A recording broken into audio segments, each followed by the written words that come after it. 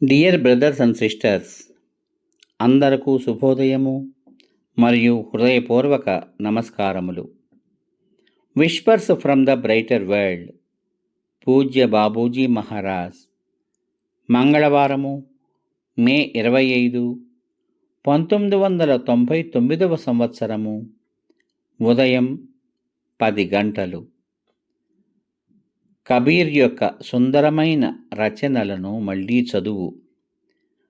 నీ హృదయాన్ని ఆయనలాగే ఆలపించని. ఆయన అది ఎంతో బాగా చేస్తారు.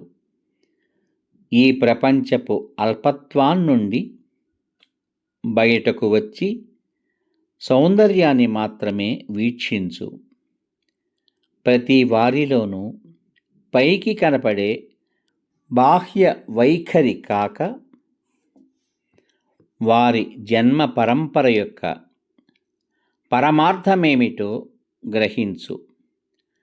నాగరికతను సరి అయిన దిశలో మానవత్వం వైపు వికాసం చెందించడానికి ప్రయత్నిస్తూ దానిని ముందుకు తీసుకెళ్లేందుకు సహాయపడడానికి దైవ కార్యార్థులై చాలామంది విశేష వ్యక్తులు ఈ భూమిపైకి తిరిగి వస్తూ ఉంటారు అని నీవు తెలుసుకోవాలి.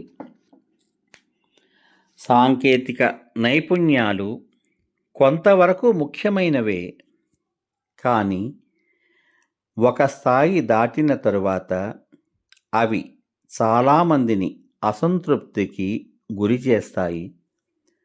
ప్రస్తుత పరిస్థితి అదే. ఈ పెరుగుతున్న యాంత్రీకరణ శకం మానవులకు ఏమాత్రమూ మంచిని చేకూర్చదు.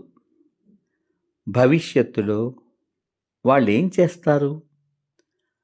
ఆకలితో అలమటిస్తూ, భయంతో మూగవారై కేవలం సాక్షులుగా మిగిలిపోతారు.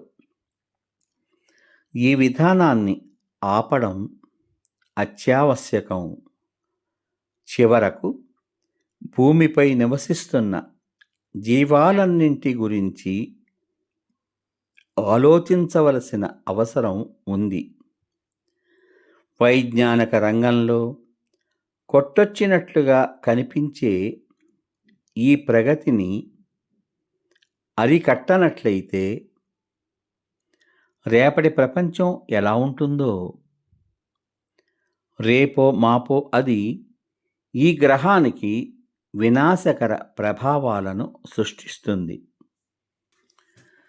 ఎటువంటి సమయం రాబోతోంది అంటే చాలామంది వారు బ్రతకడానికి పూర్వీకుల వారసత్వపు అలవాట్లను తిరిగి పాటించవలసి వస్తుంది.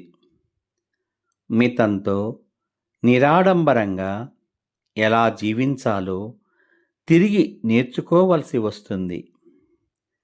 ప్రగతి తప్పనిసరిగా సంతోషాన్ని కలగజేస్తుందని చెప్పలేము.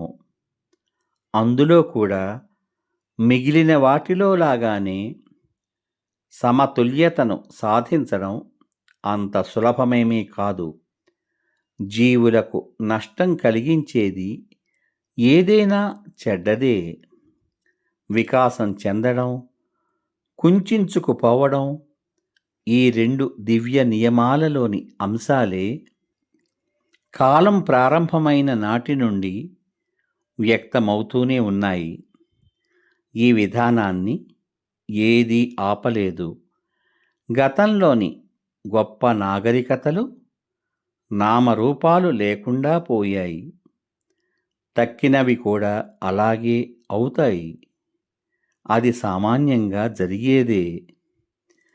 ఎప్పుడైనా సరే మనుష్యులు ఈ గమనాన్ని అనుసరిస్తూ దానికి సరిపెట్టుకోవలసినదే. బాబూజీ మహారాజ్. అందరకు మరొకసారి హృదయపూర్వక ధన్యవాదములు.